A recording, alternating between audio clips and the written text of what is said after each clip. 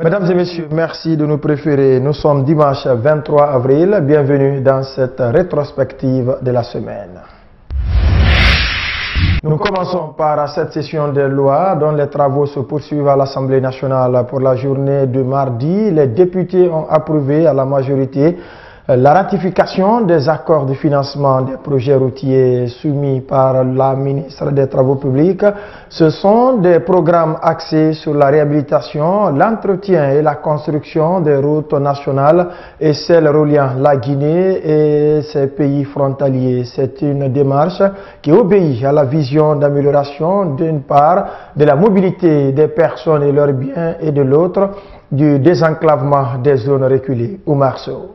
Le développement des infrastructures routières constitue l'un des principaux axes de la politique de développement d'un pays. C'est à ce titre que le département des travaux publics a amorcé plusieurs chantiers qui sont en projet. D'après des explications données par la ministre du département de tutelle, il s'agit du programme routier totalement financé par la Guinée et des partenaires chinois. Un projet qui concerne la réhabilitation des voiries urbaines et des tronçons de la route nationale numéro 1. Les accords de financement qui vous ont été soumis pour ratification concernent essentiellement les liaisons routières inter-États reliant notre pays respectif aux républiques du Mali et de la Côte d'Ivoire.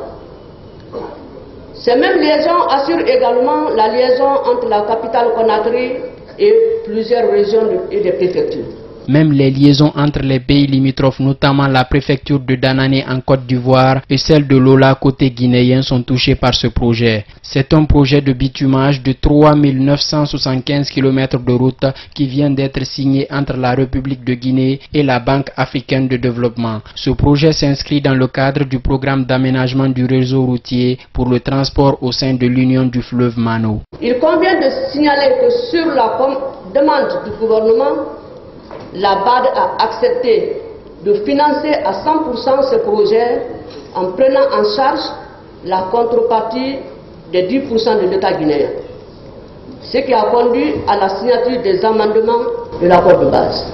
Le président du groupe parlementaire des libéraux démocrates, comme d'autres groupes parlementaires, a émis des réserves quant au délai d'exécution et la qualité des travaux. Mais l'honorable Dr Fode Oussou Fofana a tout de même appelé ses collègues députés à l'approbation positive de ces accords de financement routier. Le groupe parlementaire libéral-démocrate reste préoccupé par le non-respect des délais d'exécution et de la qualité des ouvrages tels que définis dans les documents de base des contrats en cours d'exécution.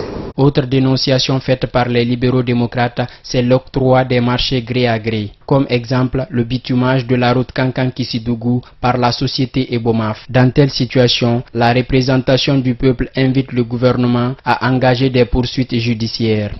La deuxième édition de la semaine de l'entrepreneuriat dans le numérique a été lancée cette semaine à Conakry, précisément à l'université Gamal Abdel Nasser de Conakry, organisée par le ministère des Postes, des Télécommunications et de l'économie numérique en partenariat avec l'APIP. L'édition 2017, en plus des compétitions sur les innovations, la semaine s'intéressera également à l'amélioration du fonctionnement des collectivités à travers le numérique. Soirée Boubacar. Cette deuxième édition se tient sous le thème « Le numérique au service des collectivités locales pour des villes plus intelligentes ». Une façon pour les autorités guinéennes et leurs partenaires dans l'organisation de ce rendez-vous technologique d'attirer l'attention des communautés rurales sur la place prépondérante que peuvent occuper les outils numériques dans le progrès socio-économique de leur localité. Comme à la première édition, c'est l'université Gamal Abdel Nasser de Conakry qui a servi de cadre au lancement des activités. L'occasion pour le recteur de cette institution d'enseignement supérieur d'insister sur les objectifs de ces 4 jours d'échange et de partage. Cette semaine contribuera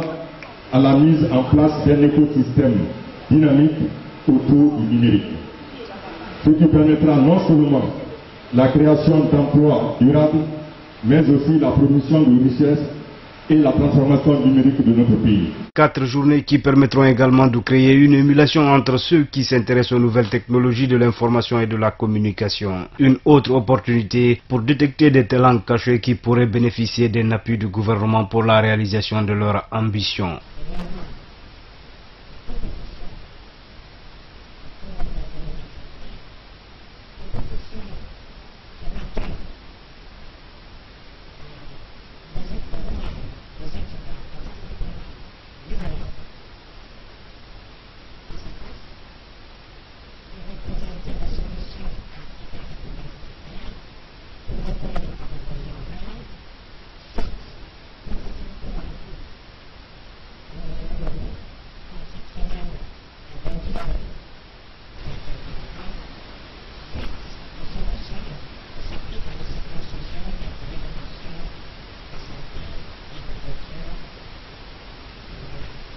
Pour le Premier ministre, chef du gouvernement, cette émulation va au-delà de la récompense individuelle dont peuvent bénéficier les candidats. L'avantage réside surtout dans leur participation active au développement des collectivités, a expliqué Mamadi Youla lors de la cérémonie d'ouverture de cette semaine numérique.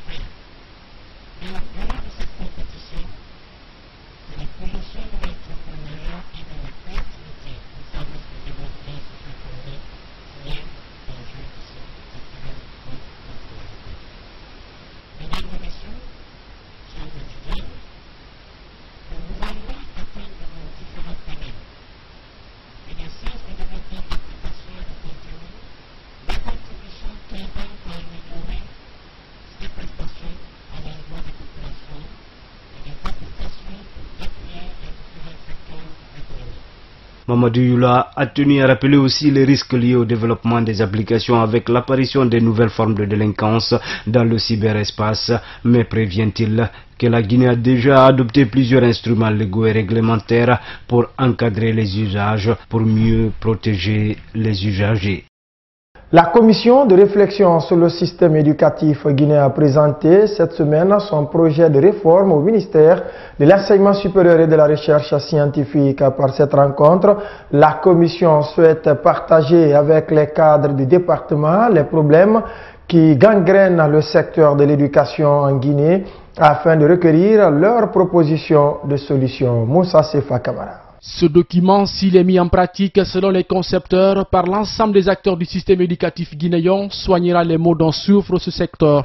Certes que les carences persistent au niveau de l'enseignement supérieur du pays, mais avec la prise de conscience des acteurs concernés à tous les niveaux, selon le rapporteur, cela pourrait permettre de relever les multiples défis qui interpellent les éducateurs. Le constat qui ressort du document qui vous est soumis est en conformité par bien des égards avec les conclusions des études précédemment réalisées sur le sujet.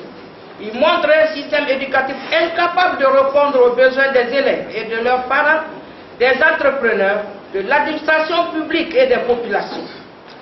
L'objectif de la réforme est de reconstruire le système éducatif guinéen pour le XXe siècle, enraciné dans les réalités économiques et socio-culturelles locales, répondant aux besoins de chacun des acteurs et en même temps ouvert au monde et aux innovations dans un monde devenu plus interconnecté et plus compétitif.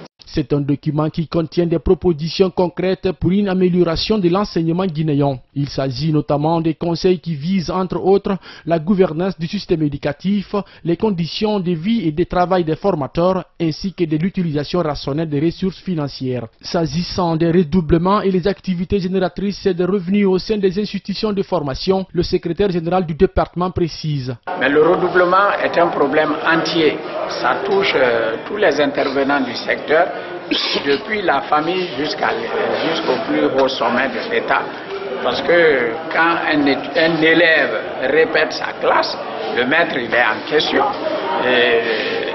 L'État lui-même, parce que ce qui a été fait doit être refait sur la même personne, les parents d'élèves répètent les mêmes dépenses sans bouger. Parlant de ce document, une sous-commission mise en place par le département après observation a apporté des propositions et amendements à la commission afin de tirer une conclusion générale. Dans les jours à venir, les deux parties se retrouveront pour la production d'une version finale du document. Restons dans le même contexte pour dire qu'après une année d'exécution, les acteurs du système éducatif guinéen ont présenté cette semaine à Conakry le rapport 2016 du programme sectoriel de l'éducation. À travers ce rapport de performance, les autorités éducatives entendent évaluer les progrès réalisés durant l'année écoulée. Un travail qui consiste à examiner les forces et faiblesses, y tirer également les leçons afin de faire des recommandations pour une bonne suite des programmes. Explication Marceau. Ce rapport annuel de performance a pour but de rendre compte de la mise en œuvre du programme sectoriel de l'éducation au titre de l'année 2016. C'est un document qui décline l'organisation, les missions et les défis qui interpellent le système éducatif à tous les niveaux. L'objectif de la revue annuelle, c'est d'abord essayer de voir tout ce qui s'est passé dans les 12 mois écoulés ce qui n'a pas marché, ce qui a marché, où il faut redresser le tir. Et puis en plus, nous projeter pour l'avenir, voir ce qu'il faut faire pour améliorer le système éducatif. La chef du programme éducation à l'UNICEF, elle, est revenue sur le rôle que joue son institution dans l'amélioration de la qualité de la formation. L'UNICEF accompagne le gouvernement à faire le bilan des activités menées en 2016 et de voir l'alignement des programmes, projets, appuis extérieurs, mais aussi les activités menées sur le budget national, comment ils ont été efficaces et s'ils sont alignés à la politique éducative du gouvernement, relever les difficultés, voir ensemble comment nous pouvons mieux faire. Des progrès sont certes réalisés, mais de nombreux défis restent encore à relever dans le système éducatif de la Guinée. C'est partant de cette base que le secrétaire général du département de l'enseignement supérieur invite les acteurs impliqués dans le processus à une synergie d'efforts. On peut retenir une avancée significative par rapport à 2016. Nous avons un an d'exercice, vous avez vu les résultats qui ont été présentés. Il y a assez d'améliorations, mais les défis restent à relever quand même. Tout n'est pas rose. Au cours des travaux de cette revue annuelle, qui réunira durant 48 heures les acteurs de l'éducation, l'espoir reste fondé sur des recommandations qui découleront des débats. Et leur mise en œuvre pourrait bien aider le secteur éducatif à relever les défis. L'atelier de réflexion sur la formation du plaidoyer pour l'adaptation de la loi anticorruption a démarré cette semaine à Conakry. Cette initiative de l'Agence nationale de lutte contre la corruption vise à élaborer un cadre juridique pour éradiquer ce phénomène qui gangrène encore tous les secteurs de la vie nationale. Salom Kondé.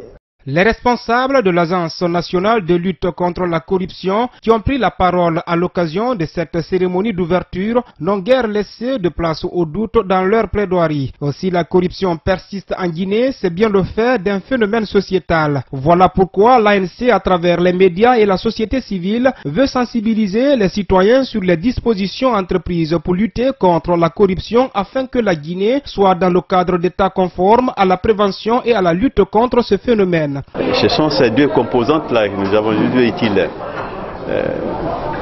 d'approcher pour échanger et trouver une synergie vers l'opinion publique nationale en faisant passer des messages appropriés, messages comestibles pour que tout un chacun de nous sache ce que nous sommes en train de faire, nous tous. C'est ce que les autorités font, elles le font au nom de toute la nation guinéenne. Que chacun de nous sache et que chacun de nous sache jouer sa partition dans son environnement direct et propre pour que nous aboutissions à une solution appropriée de lutte contre la corruption. Au-delà du cadre juridique sur lequel l'Agence nationale de lutte contre la corruption est en train de travailler, le représentant du PNUD à cette rencontre a rappelé les difficultés d'évaluation des chiffres liés à cette problématique. Pour Richard Kourouma, toutes les entités doivent se mobiliser pour éradiquer ce fléau. Nous avons des difficultés pour évaluer la perte que nous subissons, la perte que des pays fragiles subissent par suite de ce comportement illégal. Donc, on s'est dit, si nous voulons améliorer notre gouvernance et partager de manière équitable les richesses que disposent nos États, on s'est dit qu'il faut commencer déjà à se mobiliser. À en croire le secrétaire exécutif adjoint de l'Agence nationale de lutte contre la corruption, la Guinée a enregistré des progrès ces dernières années, même si elle occupe le 129e rang mondial. Politique à présent, dans cette rétrospective de la semaine, la question d'un éventuel troisième mandat pour le chef de l'État, l'opposition républicaine dit désormais cerner les vraies intentions du professeur Alpha Condé en plénière.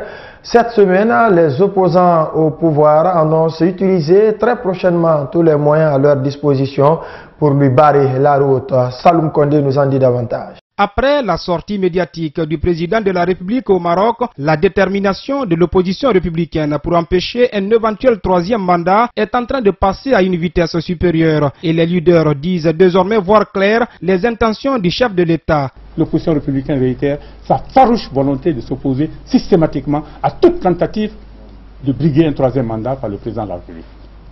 Nous userons de tous les moyens pour que cette situation cauchemardesque n'arrive pas à la République de Guinée, à savoir que le président de la République ait un troisième mandat, alors que la Constitution, sur laquelle il a prêté serment, l'engage à se limiter à deux mandats. Cette position de l'opposition fait craindre encore la reprise des manifestations de rue, et c'est là quand on sait que les résultats des accords du 12 octobre 2016 tardent toujours à être promulgués par le président de la République.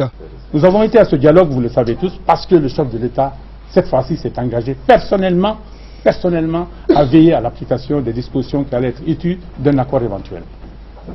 Nous avons déjà nous avions été instruits par l'expérience des accords précédents, et nous avions dit qu'il n'est plus question d'aller à un dialogue avec ce pouvoir qui ne respecte pas ses engagements. L'opposition républicaine a privilégié le dialogue, elle a privilégié la paix, elle a privilégié la négociation, mais que malheureusement elle n'a pas d'autre choix aujourd'hui que d'user du recours que constituent les manifestations sur les places et les voies publiques, qui sont par ailleurs évidemment des garanties qui sont consacrées par notre Constitution. Même si le Kuntigi de la Basse-Côte interdit toute manifestation à Conakry, l'opposition républicaine, elle, ne se sent pas concernée par cette mesure du notable de la région côtière. Pendant ce temps, c'est le Kuntigi de la Basse-Côte qui menace pour Elijah Serouna Souma. Plus question désormais de brûler des pneus sur les chaussées à Conakry, même pas de barricader les routes sous peine de représailles en cas de violation. C'est en substance les mots de l'autorité morale de la Basse-Côte. L'homme de Tanene met également en garde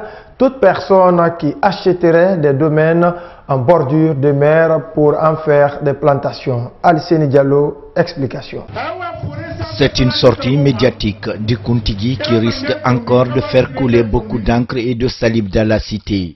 Et là, Serouna Souma, le Kuntigi très contesté par une frange de ressortissants de la Basse-Côte, met ses détracteurs en garde. Tout cela découle d'une rencontre cette semaine de la Serouna Souma avec l'Union Mandingue à Conakry. Il a interdit désormais toute brûlure de pneus sur la chaussée lors des manifestations politiques.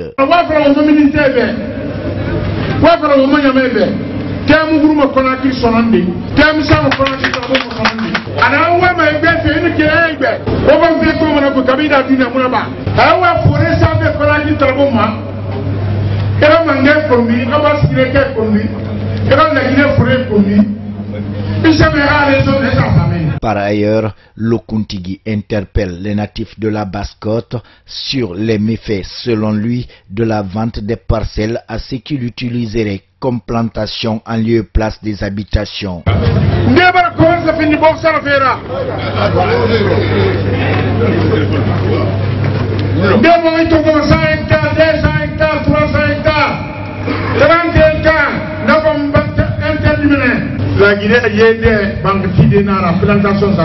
Elijah Serouna Souma a profité de cette tribune pour fustiger le comportement de certains sages qui, d'après lui, se livreraient à une mendicité sans appel.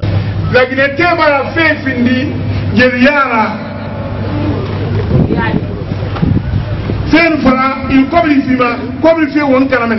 il a mis Kuntigi to yikalu ne Kuntigi mo bosa ka do me barbade Kuntigi ya imulla mai mange yo ka biroli ndamba sigine ne ka isa mo gor kindia hal president fa fari na ka bara findi la Guinée Afrique mangera ko sara nandi musa ma ko musa ministre de ko parce que dit to do ministre de ko ne ka ska ko le ka pour bara Le Kuntigi et la Serouna Souma, dans les jours à venir, entend organiser un point de presse pour inviter les responsables des partis politiques à une éducation citoyenne de leurs militants. Le débat sur un éventuel troisième mandat du président de la République, on en parlait tout à l'heure, prend de l'ampleur dans la cité et inquiète certains acteurs de la vie sociopolitique du pays. C'est le cas d'ailleurs des membres de la synergie d'action des associations de jeunesse de Guinée qui vient d'adresser un mémorandum au chef de l'État. Le compte rendu de ce mémorandum décrypté pour vous par Bamamad Alpha. Cette interpellation d'une frange de la société civile guinéenne fait suite aux dernières sorties médiatiques du chef de l'État en France et à Meknès au Maroc. Un flou ou inopportun de clarifier sa position. En tout cas, cette attitude du président de la République inquiète la cellule du Balai citoyen. Vos déclarations troublantes sur la question d'un éventuel troisième mandat, au moment où les États des pays de la sous-région, notamment de la Côte d'Ivoire et du Niger, ont clairement indiqué qu'ils respectent la limitation constitutionnelle du nombre de mandats présidentiels, soulève la question du legs que vous voudriez laisser à la postérité. Soucieuse de la quiétude et de la stabilité du pays, la synergie d'action de la jeunesse de Guinée attire l'attention du président de la République à travers un mémorandum. Cette structure demande au professeur Alpha Condé de clarifier sa position. La synergie d'action des associations de jeunesse de Guinée, soucieuses de la stabilité sociale et politique de la Guinée, recommande humblement au président de la République de lever impérativement tout équivoque sur cette question épineuse qui risque d'avoir des conséquences très fâcheuses sur la stabilité de la paix sociale. Cette plateforme exhorte par ailleurs les institutions républicaines et la société civile à jouer pleinement leur rôle pour l'ancrage démocratique dans le pays. Aux institutions républicaines de tout mettre en œuvre pour préserver la Guinée de la déstabilisation en veillant courageusement et en toute indépendance au respect de notre Constitution.